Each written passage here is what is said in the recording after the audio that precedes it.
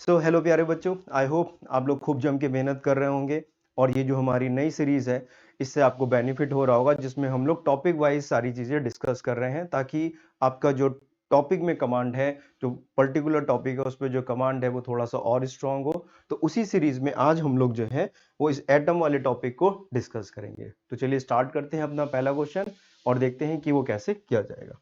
तो देखिए पहला क्वेश्चन है, if an alpha particle with an energy 7.7 mega electron volt is bombarded on a thin gold foil. तो ये रदरफोर्ड एक्सपेरिमेंट है, वही वाला है, इसमें सेम वही पूछा गया है, वही डेटा भी दिया हुआ है। The closest distance from the nucleus. तो सॉल्व करने के लिए तो हम लोग क्या करेंगे, कंजर्वेशन ऑफ एनर्जी लगाएंगे। इनिशियली ये काइनेटिक एनर्जी है, इनिशियली ये क्या है, काइनेटिक एनर्जी दी हुई है, ये काइनेटिक एनर्जी दी हुई है। और काइनेटिक एनर्जी जो है वो किस में कन्वर्ट हो जाएगी, पोटेंशियल एनर्जी में हो जाएगी। ठीक है ना। तो काइनेटिक एनर्जी, जो काइनेटिक एनर्जी है जो हमें गिवन है 7.7 मेगा इलेक्ट्रॉन वोल्ट, और ये किसके बराबर हो जाएगी, पोटेंशियल एनर्जी की, जिसकी वैल्यू होती है के Q1 Q2 by R, conservation of energy. तो बस वैल्यू पुट कर देंगे हम लोग, आंसर आ जाएगा।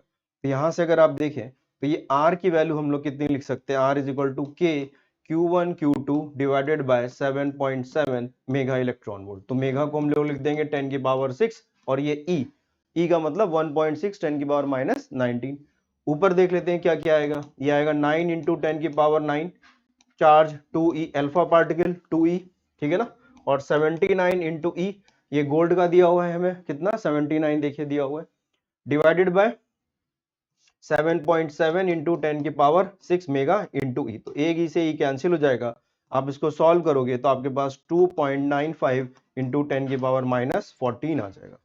ठीक है ना। ये लगभग अगर आप देखें तो ये लगभग 30 फर्मी के आसपास आता है, और यही लगभग उसकी वैल्यू भी होती है 30 फर्मी के आसपास।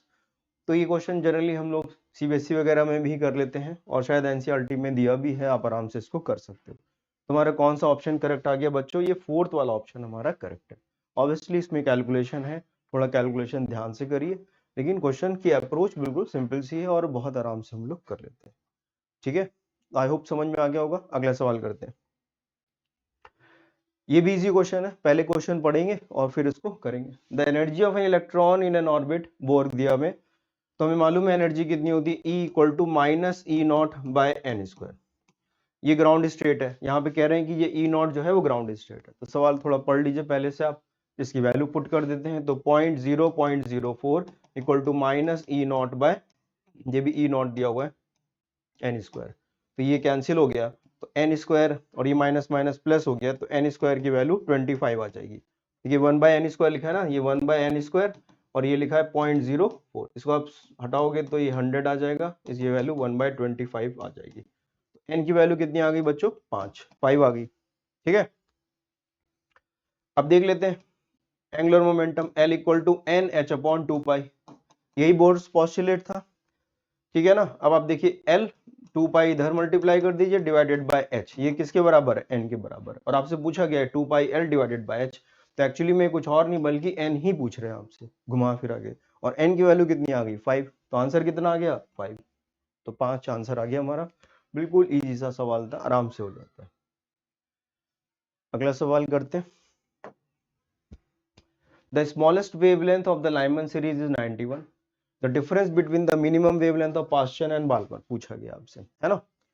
तो देखिए जब मिनिमम के लिए पूछते हैं तो दूसरा जो हमारा होता है 1 by lambda equal to R times of 1 upon n1 square minus 1 by n2 square. तो ये n2 की वैल्यू कितनी होगी मिनिमम के लिए, हमेशा कितनी होती है, इन्फिनिटी होती है।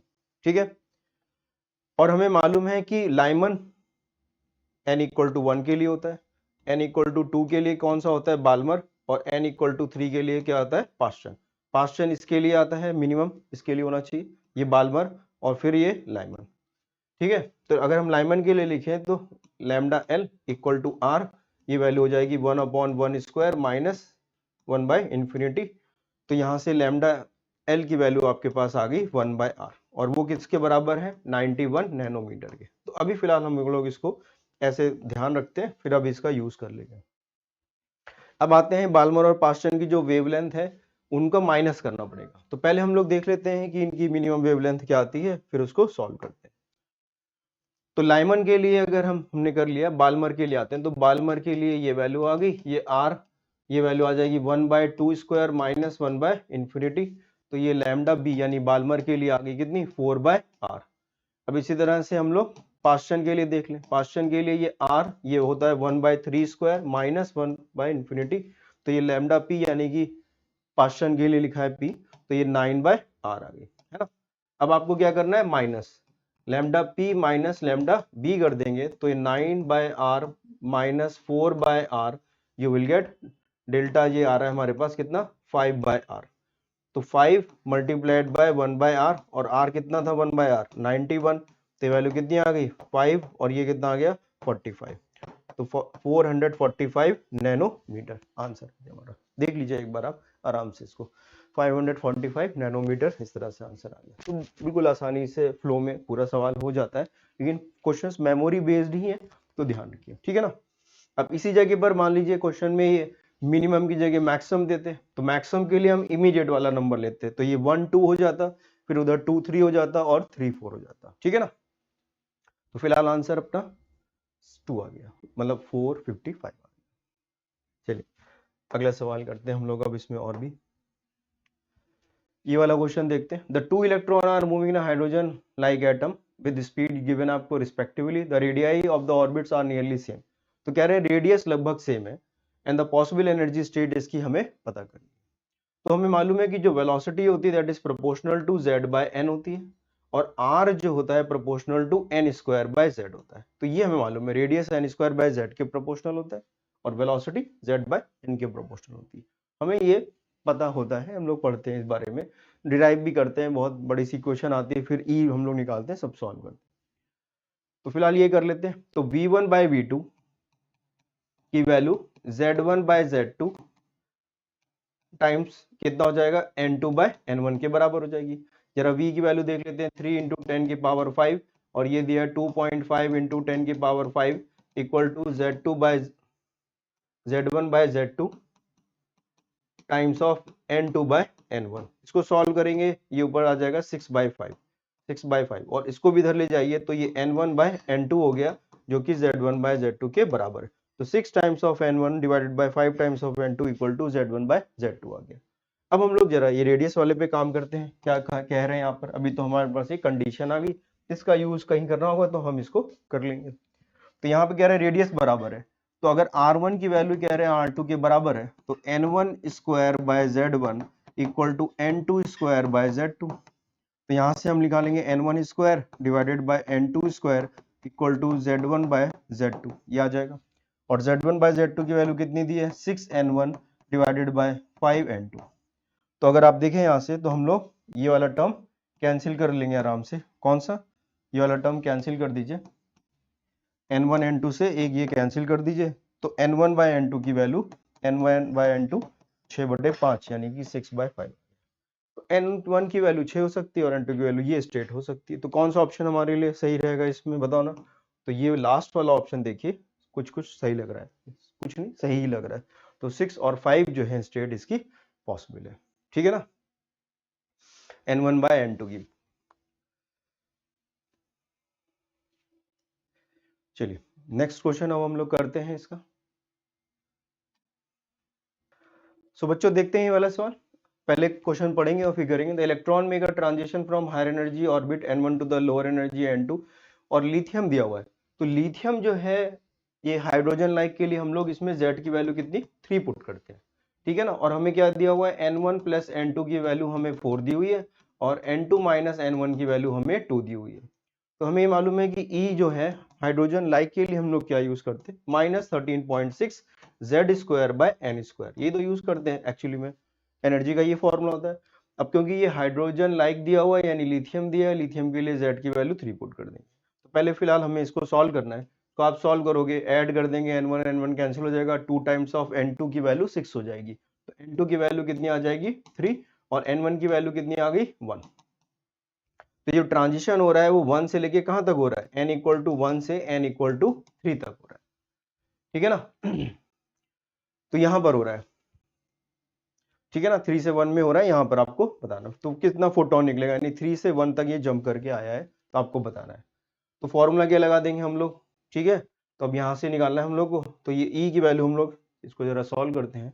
तो E equal to 13.6 multiplied by Z, यानी कि 9 हो गया 3 स्क्वायर, 1 अपॉन 1 से था 3 तक, तो 1 का स्क्वायर माइनस 1 बाय कितना था 3 स्क्वायर। तो ये वैल्यू पुट कर दीजिए, तो ये वैल्यू आ गई 13.6 मल्टीप्लाइड बाय 9। इसको सॉल्व करेंगे तो ये वैल्यू ऊपर आ जाएगी 9, तो 8 डिवाइडेड बाय 9, तो ये 9 से 9 कैंसिल हो गया, you will get 13.6 multiplied bye 8। ये हमारे पास एनर्जी जो उसने एमिट करी ये आ गई हमारे पास।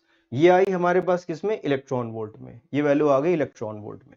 हमें बताना है लैम्डा, तो E इक्वल टू कितना होता है hc by lambda, hc by lambda, तो लैम्डा की वैल्यू हो जाएगी hc बाय E, और hc की वैल्यू हम 1240 डिवाइडेड बाय E, अगर ये इलेक्ट्रॉन वोल्ट में लिखते हैं तो ये वैल्यू नैनोमीटर में हमें मिल जाती है अप्रोक्सीमेटली। अदरवाइज आप h की वैल्यू 6.6 10 की पावर -34 और c की वैल्यू 3 × 10 की पावर 8 रखेंगे तो भी उससे आंसर आ जाएगा, अगर ये याद नहीं है।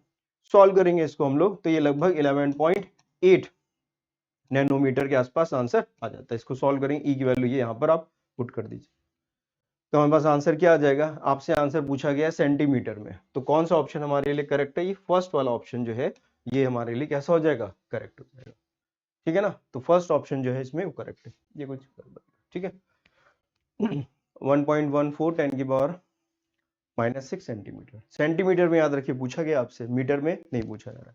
चलिए अगला सवाल करते हैं हम लोग।